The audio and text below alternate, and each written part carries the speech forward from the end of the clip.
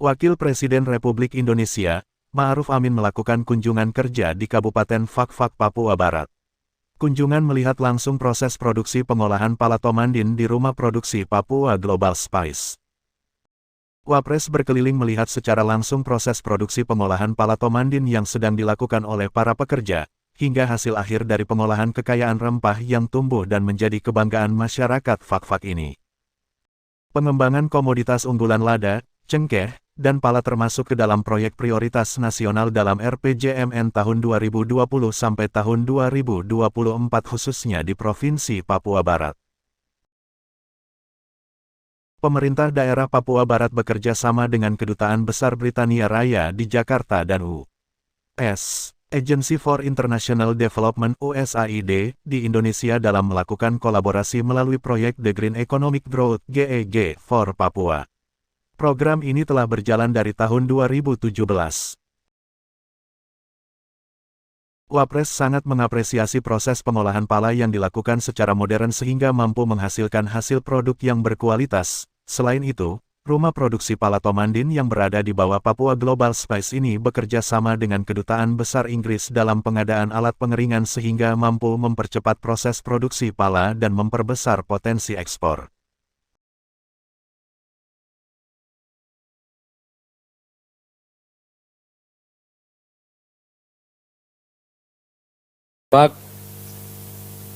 Dan yang pertama adalah ke tempat pengolahan pala.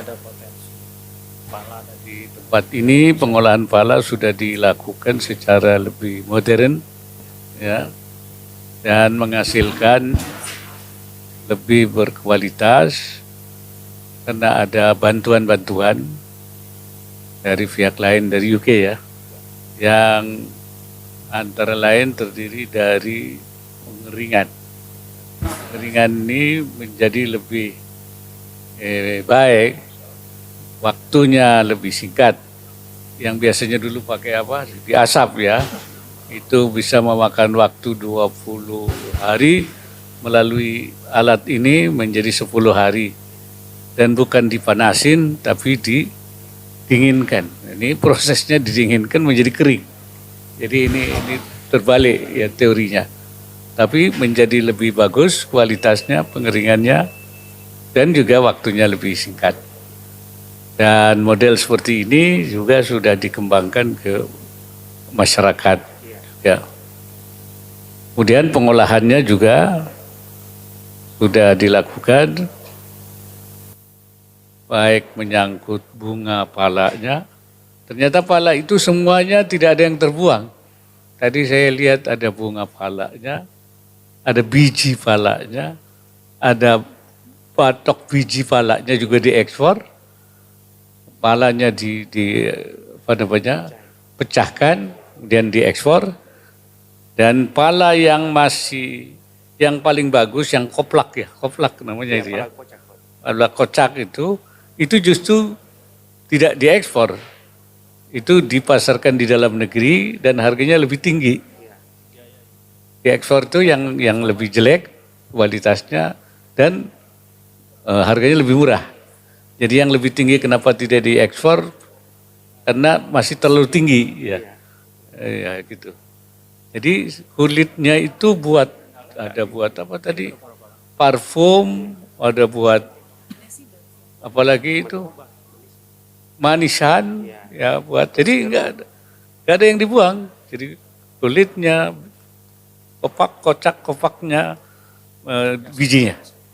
Jadi ada beberapa yang tadi masih diperlukan, kita akan coba mintakan bantuan di pihak terkait, yaitu nilainya lebih tinggi kalau bijinya itu dibuat butter magnet ya, butter magnet kayak butter begitu, ya kayak mentega, tapi itu memerlukan mesin khusus yang belum dipunyai ya.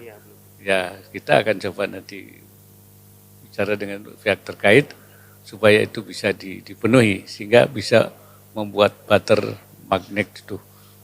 Dan di samping itu harapannya model seperti ini bisa dikembangkan lagi karena sebenarnya produknya masih Bupati Masih besar, Fakfak ya. Untung Tamsil menyampaikan pemerintah Kabupaten Fakfak bersama para pemangku kepentingan sedang berupaya meningkatkan lahan penanaman pala sebagai upaya untuk meningkatkan hasil produksi tahunan. Hasil produksinya 18.000 ton per tahun, dari 16.000 hektar. Iya, kita kalau produksinya 18.000 ton per tahun. Iya, dari 16.000 hektar. Iya, 16.000 hektar yang produktif. Iya, minta dibesarkan lagi. Jadi sementara ini kita lagi memprogramkan untuk menanam kembali terus. Jadi lahan-lahan yang tidur, yang kosong kita lagi mendorong. Tahun ini kita juga sudah mulai program melalui karena lebih banyak pohon pala ini adalah orang asli Fakfak, keluarga kita yang ada di Fakfak, sehingga kita dorong melalui sumber dana otonomi khusus.